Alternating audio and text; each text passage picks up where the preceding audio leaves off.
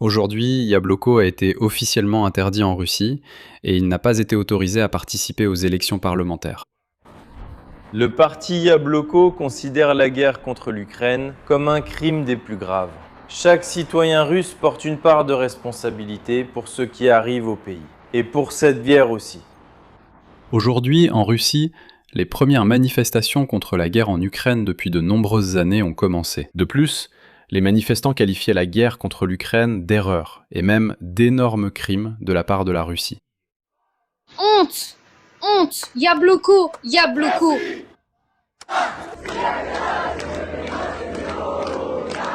Et si vous pensiez déjà qu'une révolte avait soudainement éclaté en Russie, vous vous trompez. C'est juste que les stratèges politiques du Kremlin s'amusent ainsi et font semblant qu'il y a soi-disant une démocratie en Russie. Aujourd'hui, le 10 août, la Cour suprême de Russie examinait une plainte visant à retirer le parti Yabloko des élections à la Douma, le seul parti enregistré sur le bulletin qui s'oppose ouvertement à la guerre.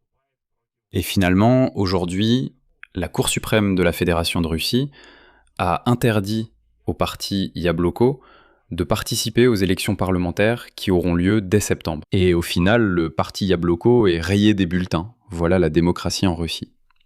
Et la raison officielle de tout cela a été, vous n'allez pas le croire, la violation des droits d'auteur. Où ? En Russie. Mais de qui exactement les droits d'auteur ont-ils été violés ? Même les plaignants eux-mêmes n'ont pas pu le déterminer, sans parler des procureurs et des juges, mais ils ont quand même pris une décision. Que le parti doit être interdit et qu'il ne peut pas participer aux élections parce que, vous comprenez, en Russie, le parti viole les droits d'auteur. Devant le bâtiment du tribunal aujourd'hui, un petit groupe de Russes s'est rassemblé pour protester, écrivant soigneusement sur de petits bouts de papier qu'ils n'avaient pas besoin de petites takmatchkas et qu'il fallait mettre fin à la guerre. Dans cet épisode, analysons comment fonctionne ce cirque autour du parti Yabloko, cette parodie d'opposants à la guerre et l'interdiction du parti pour des paroles. Que le soleil brille toujours. Eh bien parce qu'il est tout simplement impossible d'appeler tout cela autrement qu'un cirque. Je m'appelle Alexei Petchi, discutons ensemble de ce sujet. Je vous préviens tout de suite, je serai un peu partial sur cette question, et nous allons parler de ce qu'est le parti Yabloko, pourquoi il était nécessaire, et pourquoi son sort était tout à fait prévisible. Mais avant de commencer, je vous demande de vous abonner à cette chaîne, de liker cette vidéo et d'écrire n'importe quel commentaire. Sous cette vidéo, dites-moi tout de suite ce que vous pensez de Yabloko et de ce que le fait qu'en Russie on a décidé de jouer à la démocratie et que le Kremlin a voulu montrer que soi-disant la démocratie existe en Russie. Yabloko!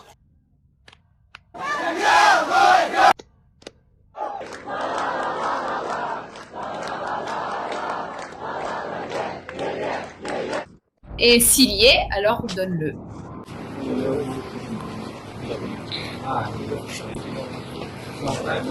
La guerre avec l'Ukraine est une guerre fratricide. Ce n'est pas de la légitime défense, car personne n'attaque la Russie. Personne ne viole ses frontières souveraines. Dans cette guerre, on ne peut ni gagner ni perdre. En plus des destins brisés, la guerre entraînera des conséquences extrêmement graves pour l'économie russe. Du sang! Allons-y étape par étape. Sur ces images que vous voyez, ce sont des représentants et des partisans du parti russe anti-guerre, Yabloko, qui se sont ouvertement opposés à la guerre en Ukraine. Le parti a même été enregistré, le Kremlin a un peu joué avec ce parti, et maintenant il a décidé, par la Cour suprême, de simplement l'exclure des élections et de le rayer des bulletins de vote. Eh bien, comme on dit, ils ont joué et ça suffit. Mais, en réalité, le parti Yabloko a accompli sa mission à 100%. Je vous le dis d'avance, ce parti a aidé le Kremlin à identifier ceux qui s'opposent vraiment, sincèrement à la guerre. Mais j'en parlerai un peu plus tard. Commençons par la plainte elle-même, qui a été déposée aujourd'hui devant la Cour suprême, car chaque ligne mérite à elle seule une blague à part entière. La plainte contre le parti Yabloko a été déposée par le parti pro-Kremlin Rodina dès le 7 août. Les revendications contre le parti ont été exposées. C'est l'avocat de Rodina, Alexei Novosiolov, qui a exposé les griefs contre le parti Yabloko devant le tribunal. Retenez bien ce nom. Et la liste des infractions est tout simplement somptueuse. Selon la partie plaignante, Yabloko a illégalement utilisé sur son site une photo des conséquences du bombardement atomique d'Hiroshima. Eh bien en gros, il est interdit de la publier sans l'autorisation de l'auteur de cette photo. Mais, encore une fois, je le répète, on ne sait pas qui est l'auteur de la photo. Mais le plaignant a également déclaré que le parti Yabloko avait utilisé des citations de la chanson soviétique « Puisse toujours briller le soleil » qui ont été prononcées lors d'une interview du fondateur du parti, Grigory Yavlinsky. Il a dit quelque part là-bas « Puisse toujours briller le soleil » et, en gros, sans l'autorisation du détenteur des droits, il est interdit d'utiliser cette phrase. Et puis Yabloko a aussi utilisé la phrase « pourvu qu'il n'y ait pas de guerre ». Et voilà que le parti Rodina associe cette phrase à la pièce d'Alexandre Volodine, 5 Volodikov. Et puis Yabloko a aussi utilisé des photos retravaillées du vice-président du Conseil de sécurité de la Fédération de Russie, du principal ivrogne de Russie, Dimitri Medvedev, et de la blogueuse Victoria Bonia. Et aussi, vous n'allez pas le croire, mais le parti Yabloko, en 2026, a utilisé une image générée par l'IA ChatGPT. On peut pas faire ça. Et ils ont utilisé des images du film de Sergueï Bondarchuk, Guerre et paix, et le logo du parti lui-même, selon les plaignants, aurait soi-disant été emprunté à une affiche de l'artiste soviétique El Lissitzky de 1920, intitulée « Frappe les blancs avec le coin rouge ». Et c'est là que commence vraiment un vrai cirque. C'est même pas une blague, c'est vraiment un genre de spectacle divertissant, avec des gens complètement devenus fous. Je sais pas, si on pouvait imaginer comment se passe un cirque dans un asile. Voilà, c'est à peu près comme ça. Quand on a demandé aux représentants du parti Rodina au tribunal « Mais à qui exactement la photo d'Hiroshima porte-t-elle atteinte aux droits ?» Eh bien, le dialogue a été amusant. Encore une fois, pour anticiper un peu, je dirais que malgré ce dialogue amusant, le juge a tout de même décidé que le parti Yabloko devait être rayé des bulletins de vote. C'est tout simplement de l'idiotie pure et simple. Et voici comment s'est déroulé le dialogue. Ce même Novosiolov du parti Rodina a déclaré, je cite, « Yabloko a utilisé, en violation des droits d'auteur, une photo des conséquences du bombardement atomique d'Hiroshima par les États-Unis d'Amérique. » Le juge lui demande « Et qui est l'auteur de cette photo ?» Novosiolov. Nous ne savons pas. Quelqu'un de l'armée américaine. Voilà, tout simplement de l'inspiration. Réfléchissez-y. Un parti est retiré des élections dans le pays pour avoir violé les droits d'auteur d'un militaire non identifié de l'armée des États-Unis d'Amérique qui a pris la photo il y a plus de 80 ans. Eh bien, c'est un vrai cirque.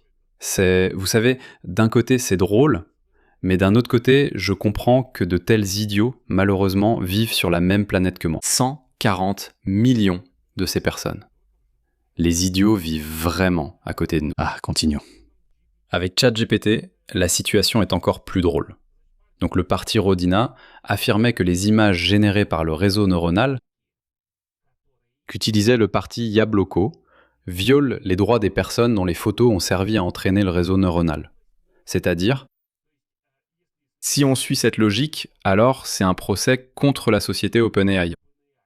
Mais, pour une raison quelconque, il est intenté par la Russie, par un parti d'opposition russe. Ah, eh bien vous savez, je regardais tout ça et je n'arrivais pas à y croire.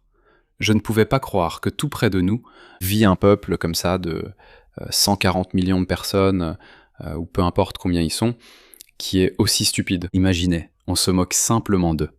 Et le troupeau russe applaudit, en disant « Eh bien, Volodya Poutine, bravo !» Imaginez, on leur dit « Interdisons le parti parce qu'il a utilisé des photos d'Hiroshima ?» Et quand on demande « À qui appartient la photo ?» Ils disent « On n'en sait rien, à qui elle est. Quelle importance au fond ?» Le juge « Pourquoi tu poses ces questions ? Ce n'est pas ça l'essentiel. » Vova Poutine a dit de dissoudre le parti. On le dissout. Encore plus drôle, c'est que les ayants droit eux-mêmes disent qu'ils n'ont aucune réclamation. Le petit-fils de l'auteur des paroles de la chanson « Que le soleil brille toujours », Gleb Akanin, a clairement déclaré qu'il n'a rien à reprocher au parti Yabloko. Et il n'a autorisé personne à représenter ses intérêts dans cette affaire. Le fils du compositeur Arkady Ostrovsky, qui a écrit la musique de cette même chanson, avait déjà publiquement autorisé le parti Yabloko à l'utiliser. Autrement dit, Personne n'a demandé à protéger les droits d'auteur dont le parti pro-Kremlin Rodina s'inquiète tant de la violation. Mais vous comprenez bien que ce n'est qu'un prétexte pour lancer une procédure judiciaire. Il fallait bien trouver quelque chose à reprocher. En principe, avec autant de succès, nous aurions pu dire « Écoutez, il a ici des tempes trop dégarnies. Vous savez, peut-être qu'il essaye de se moquer de Vladimir Poutine. Interdisons-le !» Et je suis sûr que la Cour suprême de Russie aurait interdit le parti. Et finalement, dans ce contexte, la Commission électorale centrale de la Russie sale et le parquet général ont voté pour l'exclusion de Yabloko. Finalement, le juge a rendu la décision que oui, le parti est rayé de la liste. Le représentant de la Commission électorale centrale a déclaré directement à la Cour suprême que toute infraction lors de la campagne est une raison suffisante pour exclure un parti. Quelles infractions ? Bien sûr, personne ne les a précisées. Rosin Monitoring a découvert dans la liste fédérale de Yabloko des personnes qui auraient prétendument reçu un financement étranger avant même le début de l'année électorale. Autrement dit, la machine d'État s'est mobilisée au complet. Le tribunal, la commission électorale centrale, le parquet, le renseignement financier, tous contre le parti qui, lors des dernières élections, je le rappelle, n'obtenait guère là-bas que 2 pauvres %. Et maintenant le plus intéressant et le plus drôle. Je vous demande de considérer cet épisode précisément comme une blague. Parce qu'il n'y a aucune opposition. Il n'y a pas d'opposition politique en Russie. C'est juste un cirque, tout simplement. Et je vais vous expliquer pourquoi. Puisque tout est tellement prévisible et mis en scène, pourquoi avoir laissé le parti Yabloko figurer sur le bulletin de vote précisément le 29 juillet ? Vous vous êtes déjà demandé pourquoi ? Donc il était évident que le parti allait être retiré. Ils allaient trouver un prétexte absurde pour obtenir devant le tribunal son exclusion des élections. La question est donc, pourquoi l'avoir enregistré dans ce cas ? Ils auraient pu tout simplement ne pas l'autoriser dès le départ. D'ailleurs, la décision de la Commission électorale centrale a été prise à l'unanimité. La liste comprenait 269 candidats, plus 135 autres, dans les circonscriptions uninominales. En bref, ce parti n'a quand même pas été autorisé à entrer à la Douma d'État. Mais pourquoi l'ont-ils enregistré alors ? La première version, la plus conspirationniste, est la suivante. Cela signifie que les forces de sécurité en Russie ont décidé de briser le schéma mis en place par le responsable de la politique étrangère, Sergueï Kirienko. Eh bien, c'est comme si les forces de sécurité s'amusaient simplement de cette façon. Et comme vous le savez, il y a vraiment un conflit entre cette aile politique et l'aile sécuritaire, et ce Kirienko a lancé là-bas son propre parti, qui a commencé à gagner en popularité. Et cela ne plaît pas aux forces de sécurité que l'aile politique dans l'entourage de Poutine prenne plus de pouvoir que l'aile sécuritaire. La deuxième version est complètement opposée.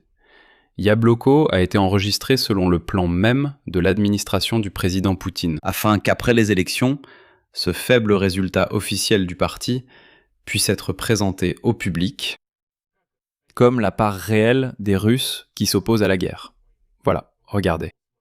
Ils sont très peu nombreux. Lors des dernières élections, ce parti a obtenu moins de 2%. Et l'idée pouvait être de la laisser participer aux élections, de lui attribuer 1,5% des électeurs, puis de dire, voilà, regardez, vous aviez le choix, les Russes, vous pouviez voter pour un parti contre la guerre, mais vous ne représentiez qu'1,5, 2, allez, 3%. On pouvait présenter ça comme, écoutez, en fait, tout le monde est pour la guerre. Et puis, il y a une troisième version. Le leader de ce parti, Yavlinsky. En réalité, il a un ancien accord personnel avec Vladimir Poutine. Le parti a été autorisé à participer aux élections en 2021, et jusqu'au dernier moment, il était encore autorisé. Et toute la pression pénale exercée sur certains militants, c'est, attention, une façon d'écarter de la campagne les personnes connues en dehors du parti lui-même, mais sans toucher à la liste du parti, sans toucher aux dirigeants. Et c'est la troisième version à laquelle je crois le plus. Maintenant, je vais expliquer. Si nous regardons tout ce qui se passe du point de vue de la science politique et de l'ingénierie politique, alors l'essence des élections dans les autocraties, c'est toujours un exercice de loyauté. Ce ne sont pas de vraies élections. Les élections dans une autocratie ou dans une dictature, c'est ce qu'on appelle une démocratie de façade, où seule l'apparence de la démocratie existe. Genre, on a des élections, il y a un parlement. En réalité, il n'y a rien de tout cela en Russie. Il n'y en a absolument pas. Voilà, mais toute élection, c'est un exercice de loyauté. Le Kremlin surveille parfaitement qui et comment soutient des partis comme Yabloko, qui soi-disant s'opposent à la guerre. En d'autres termes, L'admission de Yabloko aux élections était nécessaire jusqu'au dernier moment pour donner une leçon publique à cette opposition anti-guerre sous les yeux de tous. Genre, regardez ce qui arrivera à quiconque s'opposera à la guerre, à Vladimir Poutine devenu fou. Et voici la partie la plus intéressante. Regardez. Un parti, Yabloko, a été créé qui s'oppose ouvertement à la guerre dans le pays, dans un pays où il était interdit d'appeler l'opération militaire spéciale une guerre, sinon tu risquais la prison. Dans un pays où il est interdit de dire un mot contre la guerre, sinon tu seras emprisonné, hélas il y a des gens. Des gens en Russie qui ont naïvement cru et ont rejoint ce parti, croyant sincèrement qu'il s'agit vraiment d'un parti anti-guerre. Comme si c'était vraiment le parti Yabloko, qui s'oppose à la guerre, alors ils se sont dit « allons-y, je vais les rejoindre ». Et donc, ce que je cachais en moi et que j'avais peur d'exprimer, je vais rejoindre le parti. Et nous serons nombreux là-bas. Et nous montrerons à ce Poutine que nous sommes en réalité contre la guerre. Et maintenant, regardez ce qui se passe. Selon les propres données du parti, au début de la campagne électorale, 12 membres de Yabloko ont fait l'objet de poursuites pénales. 8 se trouvent dans des colonies pénitentiaires et des centres de détention provisoires. L'un des journalistes, Mikhail Afanassiev, qui a décidé donc de rejoindre ce parti Yabloko, a écopé de 5 ans et demi pour un article sur le refus des forces de l'ordre de partir à la guerre. Le vice-président du parti, Maxime Kruglov, a été condamné à 7 ans pour 2 publications concernant des civils tués à Boutcha et Mariupol, en Ukraine. L'activiste turc Vassili Neustroyev a écopé de 10 ans dans une affaire liée à un mouvement auquel, selon ses proches, il n'appartenait même pas. Et ainsi de suite. La liste est assez longue. Voici l'essentiel. Comment identifier un opposant au régime lorsque la dictature est déjà si bien établie que les gens ont peur d'exprimer publiquement leur opinion, par exemple? Comment trouver dans la société ceux qui s'opposent à ta guerre, qui pourraient vraiment saper ton pouvoir? Mais pour l'instant, ils ne font que murmurer dans leur cuisine qu'ils sont contre la guerre. Alors comment faire? C'est facile. Créer un parti qui fait semblant d'être contre la guerre. Donner à son leader la possibilité de dire publiquement qu'il est contre la guerre, contre Poutine. Comment Poutine a-t-il osé mener une telle guerre? C'est un crime. Et ainsi de suite. De vrais opposants à la guerre commenceront à rejoindre ce parti. Et alors il sera plus facile de les attraper et de les envoyer en prison. Donc, à mon avis subjectif, le parti Yabloko a accompli sa mission. C'est tout. On peut l'arrêter. Il n'est plus nécessaire. Bien qu'il faille reconnaître qu'un petit groupe de personnes en Russie est vraiment contre la guerre. Tout simplement parce que cette guerre a commencé à les toucher personnellement. Et maintenant, résumons ce spectacle. Dans un pays qui se dit une démocratie, avec des élections et un parlement, le seul parti qui s'oppose ouvertement à la guerre a simplement été retiré du bulletin, à cause d'un droit d'auteur non établi. Celui d'un soldat américain anonyme sur une photo d'Hiroshima, vieille de 80 ans. Voilà tout, c'est tout. L'affaire a été examinée par un juge dont le parcours se résume à la liquidation de partis d'opposition. Ce n'était pas la première fois qu'il faisait cela.